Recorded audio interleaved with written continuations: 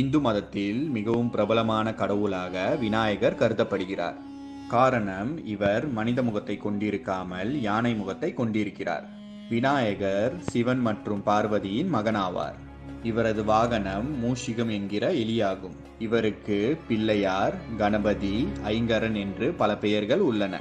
விநாயகர் பிறந்த தினத்தையே இந்துக்கள் விநாயகர் சதுர்த்தி என்று கொண்டாடி வருகின்றனர். விநாயகர் எப்படி யானை தலையை பெற்றார் என்பது ஒரு சுவாரஸ்யமான கதையாகும். ஒருமுறை சிவன் வெளியே சென்ற சமயத்தில் பார்வதி தேவி நீராட சென்றார். அப்பொழுது குளிக்க சென்ற பார்வதிக்கு காவல் காக்க ஒருவரும் இல்லை என்பதால் தனது நீராட்டுக்காக வைக்கப்பட்டிருந்த மஞ்சளை எடுத்து ஓர் உருவத்தை உருவாக்கி தனது சக்தியால் அதற்கு உயிர் கொடுத்தார்.